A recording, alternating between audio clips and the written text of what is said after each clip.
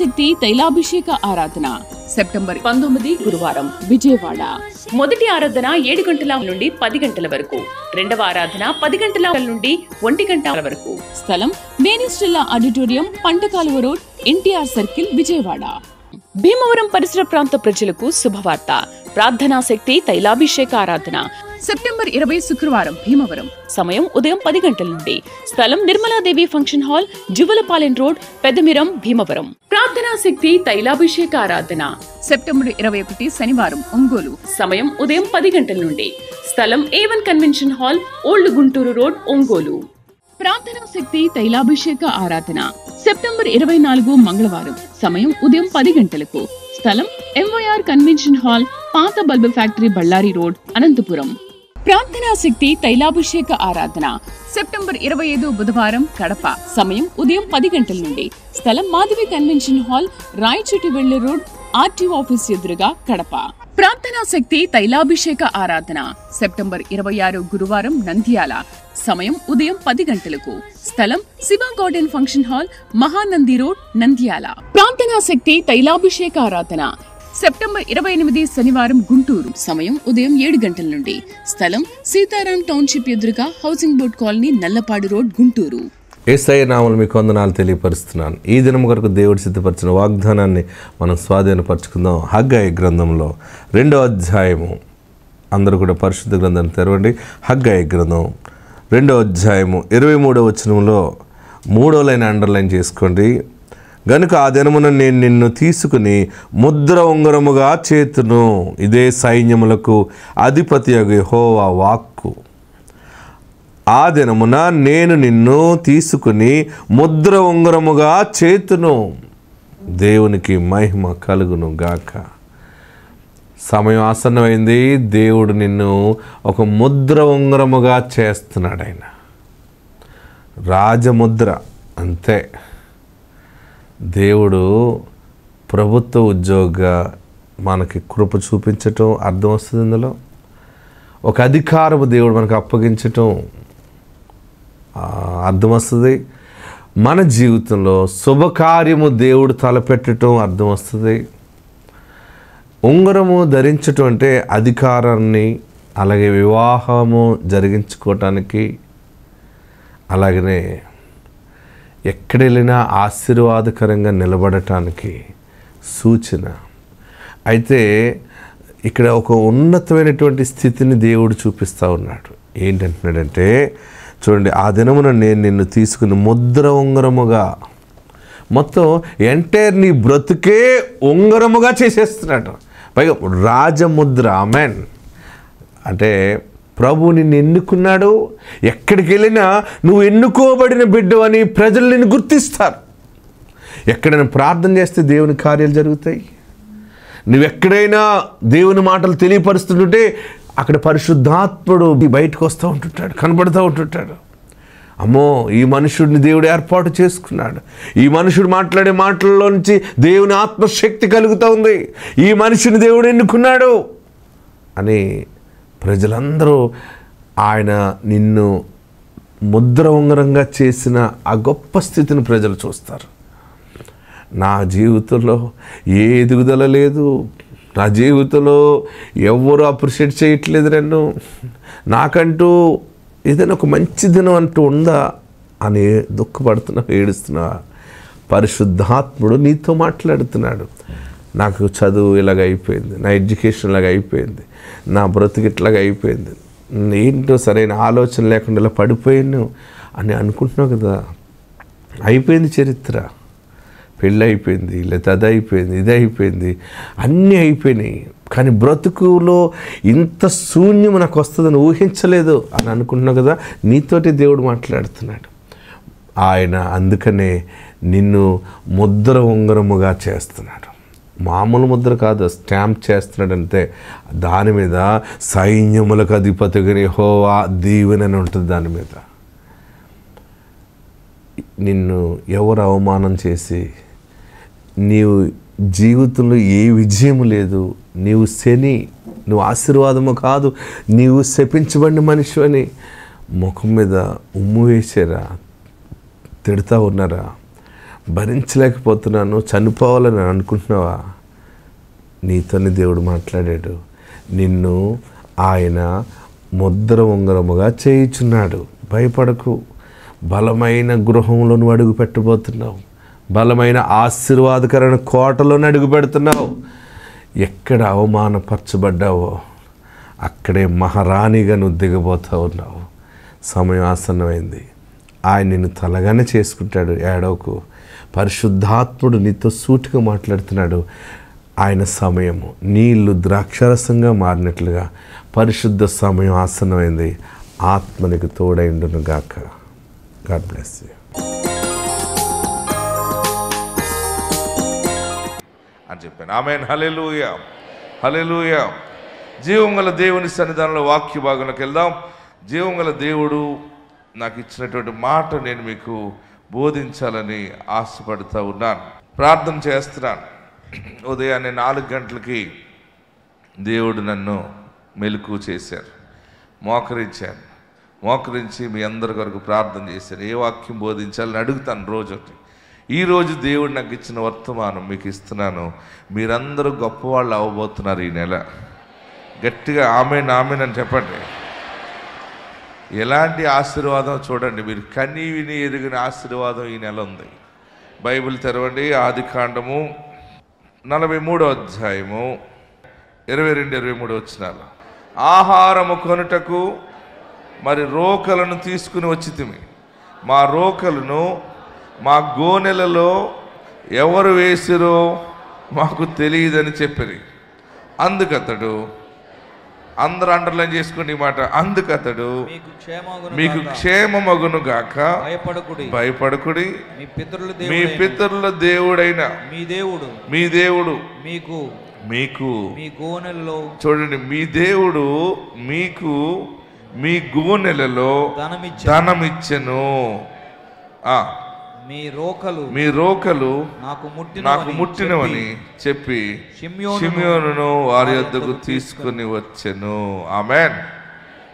అందరు కుడి చేయి పైకెత్తండి, తల పైకెత్తండి. నేను చెప్తున్న మాట నాతో చెప్పండి.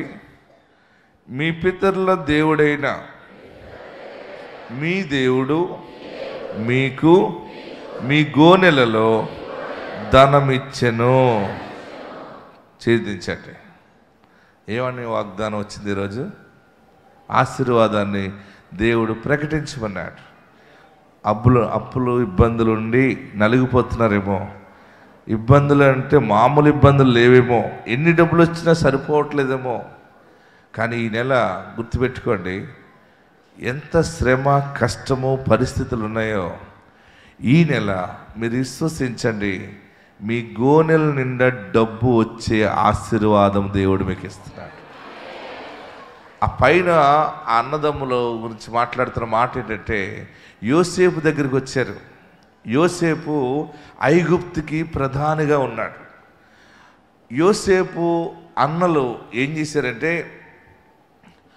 యోసేపు బ్రదర్స్ చేసిన పని, యోసేపుని కొట్టారు, తిట్టారు.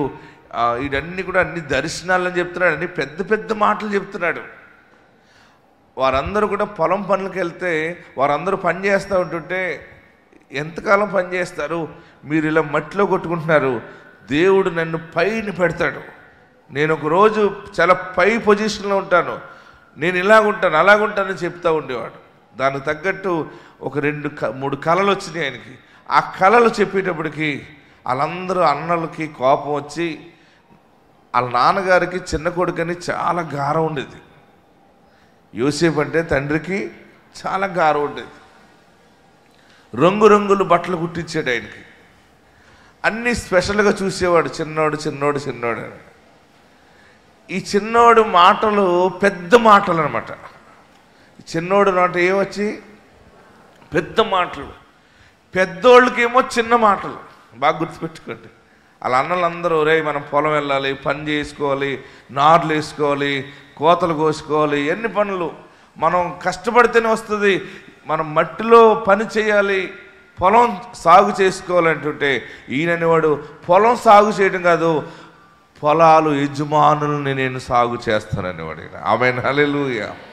ఈ పెద్ద పెద్ద మాటలు పనిచేసేవాడికి ఎలా ఉంటుందంటే తిక్కలు ఎగిసిపోతుంది. పనిచేసేవాడి దగ్గర పనులు చేయని వాడు పెద్ద మాటలు మాట్లాడితే బాధ కలుగుతుంది. వాళ్ళు ఏం చేశారంటే రోజున శుభ్రం కొట్టిపాడేశారు. యోసేపుని ఏం చేశారు? చిత్త కొట్టేశారు. కొట్టేసి ఈయన్ని చంపేయాలని చెప్పి గోతులో పాడేశారు. నీళ్ళు లేని గోతులో పాడేస్తే మరొకడు అన్నాడు, నీరు లేని గోతులో పాడేస్తే ఏమొస్తుంది రా మనుషుడిని, దారిలో పోయేవాడికి అమ్మేద్దాం రా అన్నాడు. సరే అని చెప్పి మళ్ళీ ఆ గోతులోంచి తీసి యోసేపుని ఆ మార్గ మధ్యంలో వెళ్ళిపోతున్న వారికి ఇష్మాయిలీలకి అమ్మేశారు. అమ్మేసి డబ్బులు తీసేసుకుని ఆడి షర్ట్ తీసేసుకుని యోసేపుది దానికి ఒక గొర్రె పిల్లని కట్ చేసి దాని రక్తం ఈ బట్టలకి అంటించి ఆ ముసలాయనికి చెప్పాడు వాళ్ళ నాన్నగారికి, ఇదిగో నీ చిన్న కొడుకుని ఒక దుష్టమృగం మింగేసింది, చివరికి బట్టలే మిగిలిని అని చెప్తే ఆయన బెంగ పెట్టుకుని అలాగ కుమిలిపోయాడు. కుమిలిపోతే యోసేపుని కొనుక్కున్నవారు ఐగుప్తు మార్కెట్కి తీసుకెళ్ళిపోయారు.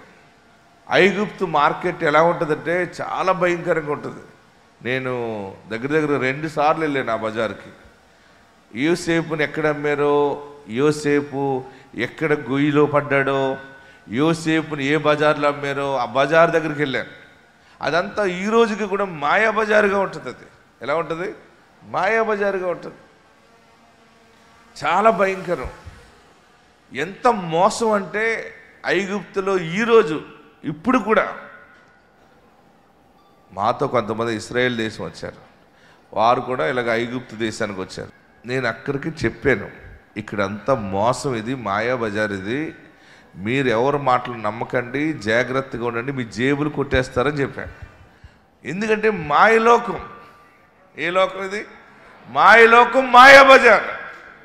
హల్లెలూయా. అమ్మేస్తారు, మోసం చేసేస్తారు. ఇక్కడ ఇప్పుడే ఇంత మోసం జరుగుతుంటే యోసేపు కాలంలో ఒక 3000 సంవత్సరాలు బ్యాక్కెళ్ళండి, ఎంత భయంకరమైన మోసం అది.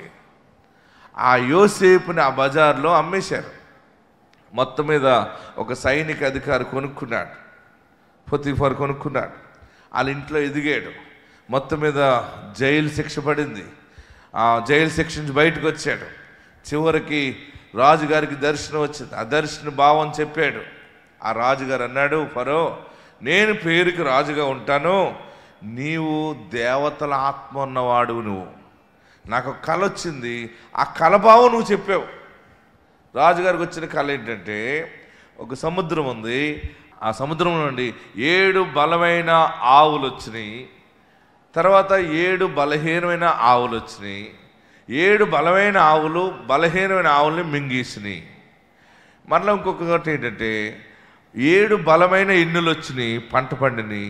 7 బలహీనమైన ఎన్నులు వచ్చినాయి, బలమైన ఎన్నులు బలహీనమైన ఎన్నుల్ని మింగేసినాయి అని చెప్పాడు ఆ దర్శనం. ఇలాగ వచ్చింది కళ ఏంటంటే యోసేపు అన్నాడు, రాజా, దేవుడు గొప్పవాడు, ముందు జరగబోయేది నీకు చూపించాడు. ఆవు అంటే పాడి, ధాన్యం అంటే పంట. పాడి పంటలు 7 బలమైన ఆవులంటే 7 సంవత్సరాలు పుష్కలంగా పాడి పంటలు నీ రాజ్యంలో ఉంటాయి. 7 బలహీనమైన ఆవులు, 7 బలహీనమైన ఎన్నులు అంటే 7 సంవత్సరాలు పాడి పంటలు ఉండవు, కరువు వస్తుంది. కనుక దేవుడికి బయలుపరిచాడు, మీరు పండినటువంటి 7 సంవత్సరాల పంటలో మీరు కొంత స్టోర్ చేసుకుని జాగ్రత్తగా ఉంటే కరువు కాలము గతించిపోతుంది అని చెప్పాడు. వెంటనే రాజు ఆశ్చర్యపడి, అసలు ఇలాంటి కలభావం ఎవడు చెబుతాడు? ఏదో ఆత్మశక్తి మనుషుల్లో ఉంటేనే కానీ చెప్పలేడు. దేవతల ఆత్మ ఉన్నవాడని చెప్పి ఆ కిందన్న మంత్రులందరికీ చెప్పి వెంటనే తన మెడలో చైన్ వేసి, యోసేపు మెడలో తన ఉంగరం తీసి ఉంగరం పెట్టి, ఐగుప్తు దేశానికి ప్రధానమంత్రిగా దేవుడు యోసేపుని హెచ్చించాడు. ఆమేన్. హల్లెలూయా, హల్లెలూయా. మీకు ఇందాక ఒక మాట చెప్పాను, ఎంత కీడొస్తుందో అంత మేలు ఉంటుంది. ఎంత తరం పడతామో, ఎంత డబ్బులు లేని వాళ్ళం అయిపోతామో అంత ఐశ్వర్యవంతులు అయిపోతాం. ఎన్ని రోగాలతో కుమిలిపోతామో అంత ఆరోగ్యవంతులు అయిపోతాం. ఇది యేసు మనకిచ్చిన వాగ్దానం ఇది. ఆమేన్. హల్లెలూయా. ఎప్పుడైతే యోసేపు ప్రధాని అయిపోయాడో, 7 సంవత్సరాలు పండిన పంట అంతా కూడా గోడౌన్లో దాచేసాడు. కరువు వచ్చేసింది. కరువు వచ్చినప్పుడు ఐగుప్తు దేశంలోనే ధాన్యం ఉంది, ఆ చుట్టుపక్కల దేశాల్లో ధాన్యం లేదు. అప్పుడు యోసేపు అన్నలందరూ కూడా ఐగుప్తులో ధాన్యం అమ్ముతున్నారంటే గాడిదలు వేసుకుని గోను సంచులు పెట్టుకుని యోసేపు దగ్గరికి వస్తారు. వారికి యోసేపు అని తెలీదు. యోసేపు అంటాడు, మీరందరూ ఎవరు అంటాడు. అయ్యా మేమందరం ఒక్క తండ్రి కుమారులు అండి బాబు అంటారు. ఎవరు మరి? మీ నాన్న ఉన్నాడా? మీ నాయన ఉన్నాడా? ముసలోడు అయిపోయాడండి. ఉన్నాడండి. ఇంకా ముసలాయన ఉన్నాడా? ఉన్నాడండి. ఓకే సరే. మీ అమ్మ ఉందా? ఉందండి. వాళ్ళని చూసినప్పుడు యోసేపుకి అర్థమైంది, కొన్ని సంవత్సరాల తర్వాత వీరు నా అన్నలు, ఇది నా కుటుంబం అని ఒకేసారి బయటపడకుండా ఏం చేశాడంటే ఆ కింద ఉన్నటువంటి మేనేజర్ చెప్పాడు, వారు ధాన్యం పట్టుకెళ్తారు కదా, డబ్బులు ఇస్తారు కదా, ఆ డబ్బులు ఆ ధాన్యం మూతుల్లోనే పెట్టేయండి, డబ్బులు పుచ్చుకోకండి, ఆ రోకలు అందులోనే పెట్టి పంపించేసేయండి. వారికి తెలియదు. ధాన్యం మూటలు కట్టి ఐగుప్తీలు వారికి ఇచ్చేస్తే గాడిద మీద వేసుకుని వెళ్ళిపోయారు. వెళ్ళిపోయి ధాన్యం ఓపెన్ చేసినప్పుడు ఎవరి సంచిలో, ఎవరు గోను సంచిలో ఎవరు డబ్బులు పట్టుకెళ్ళారు, ఆ డబ్బులన్నీ అందులోనే ఉన్నాయి. అప్పుడు వాళ్ళ నాన్నగారికి చెప్తే వాళ్ళ నాన్న అన్నాడు, ఇశ్రాయేలు యాకోబు గారు అన్నాడు, అమ్మో ఇది చాలా ఆశ్చర్యంగా ఉంది, ఆ డబ్బులు పట్టుకెళ్ళి ఇచ్చేసేయండి, ఈ ధాన్యం అయిపోయాక మళ్ళీ ధాన్యానికి వెళ్ళినప్పుడు మీరు ఈ డబ్బులు పట్టుకెళ్ళి ఇచ్చేయండి, పిస్తాలు పట్టుకెళ్ళండి, బాదం పప్పు పట్టుకెళ్ళండి, అన్నీ పట్టుకెళ్ళండి, గిఫ్ట్లు పట్టుకెళ్ళండి. అన్నీ పట్టుకుని యోసేపు దగ్గరికి వచ్చారు. యోసేపు దగ్గరికి వచ్చి యోసేపు కిందన్న మేనేజర్ ముందుంటాడు కదా, ఆ గృహ అధికారి, గృహపాలకుడు, ద్వారపాలకుడు, చూడండి ఇక్కడ చదువుంది, పైన ఉంటుంది, చదవండి 19వ వచనం. వారు యోసేపు గృహ నిర్వాహకుని యొద్దకు వచ్చి ఇంటి ద్వారమున అతనితో మాట్లాడి, చూడండి, అయ్యా ఒక మనవి, మొదట మేము ఆహారము కొనుటకే వచ్చితిమి, అయితే మేము దిగిన చోటికి వచ్చి మా గోనెలు విప్పినప్పుడు ఇదిగో మా రోకలు తూనికకు సరిగా చూడండి, ఎవరి రోకలు వారి గోనె మూతిలో ఉండెను. ఆమేన్. అవి చేత పట్టుకుని వచ్చితిమి ఆహారము కొనుటకు, మరి రోకలను తీసుకుని వచ్చితిమి. ఆ గృహ నిర్వాహకునికి చెప్తున్నారు, అయ్యా మా గోనె సంచిలో డబ్బులున్నాయి, అది ఎవరి సంచిలో వాళ్ళ డబ్బులే ఉన్నాయి, ఆ డబ్బులు మేము తీసుకొచ్చేసాం, మేము ఉచితంగా పట్టుకెళ్దామని రాలేదు, మేము ఆహారం కొనుక్కోవడానికి వచ్చాం, ఆ డబ్బులు తెచ్చేసాం, మళ్ళీ మీరు మాకు ధాన్యం ఇస్తే మీకు రోకలు ఇవ్వటానికి కూడా మేము సిద్ధంగా ఉన్నాం అని చెప్తారనమాట. మా రోకలను మా గోనెల్లో ఎవరు వేసారో మాకు తెలియదు. ఇది పెద్ద ఆశీర్వాదం ఈ నెల మీ అందరికీ. ఆమేన్, హల్లెలూయా. వారు ఏమంటున్నారు? మా రోకలను, అందరు చెప్పాలి, మా రోకలు మా గోనెలలో. ఆమేన్. 7 మార్లు ఆమేన్ అని చెప్పండి. 1 2 3 4 5 6 7. చూడండి, మా రోకలు తునికెలకు సరిగా రోకలు వారి గోనుమూతలు ఉండేను, అవి చేత పట్టుకుని వచ్చింది. మా రోకలను మా రోకలను 22వ వచనంలో అండర్లైన్ చేసుకోండి. మా రోకలను మా గోనెలలో ఎవరు వేసిరు మాకు తెలియదని చెప్పిరి. ఆమేన్. మీరు ధనవంతులు అవుతున్నారు. ఈ నెల, ఈ సంవత్సరం ధనవంతులు అవుతారు. మీ గేదెలు ఎక్కువ పాలిస్తాయి, మీ పాడి పంటలు బాగుంటాయి, మీ వ్యాపారాలు అభివృద్ధి అవుతాయి, మీ షాపులు దీవించబడతాయి, మీ కష్టార్జితం దీవించబడుతుంది, నువ్వే పని తలపెట్టుకుంటున్నావో జయమవుతుంది. అది ఎలాగవుతుందో నీకు తెలియదు. ఆమేన్. గట్టిగా హల్లెలూయా చెప్పండి, గట్టిగా హల్లెలూయా చెప్పండి. ఏమంటున్నాడు అక్కడ? ఆ గృహ నిర్వాహకుడు అంటున్నాడు, ఆ నిర్వాహకుని దగ్గర వీళ్ళు ఎప్పుడైతే చెప్పారో ఒక దేవుని దూతలాగా మాట్లాడతాడు. చూడండి, ఆయన ఏమంటున్నాడు? అందుకతడు 23 వచనం, అందుకతడు మీకు క్షేమగును గాక. వినండి పట్టణస్థులారా, మీకు క్షేమమగును గాక. భయపడకుడి. నేను ఈ మాట చెప్తున్నప్పుడు మీరు 2 చేతులు పైకి ఎత్తండి. నేను చదువుతూ ఉండగా మీరు ఆమేన్ అని చెప్తూ ఉండండి. చూడండి 23 అందుకతడు మీకు ఆమేన్ అని చెప్పండి. మీకు క్షేమమగును గాక, భయపడకుడి, మీ పితరుల దేవుడైన మీ దేవుడు మీకు మీ గోనెలలో ధనమిచ్చెను. గట్టిగా చప్పటి ప్రభువు స్తుతిద్దాం. హల్లెలూయా హల్లెలూయా. ఆ ధనం ఎలాగొస్తుందో, ఆ ధనము ఎవరిస్తారో నీ ఇంటికి వస్తుందో తెలియదు. అది మిమ్మల్ని సంతోషపెట్టాలనేది కాదు. ఉదయకాల సమయంలో దేవుడు నన్ను లేపి చెప్పమన్న మాట మీకు చెప్తా ఉన్నాను. పరలోకము నుండి వచ్చిన వర్తమానం ఇది. ఎలాగొస్తుందో తెలీదు.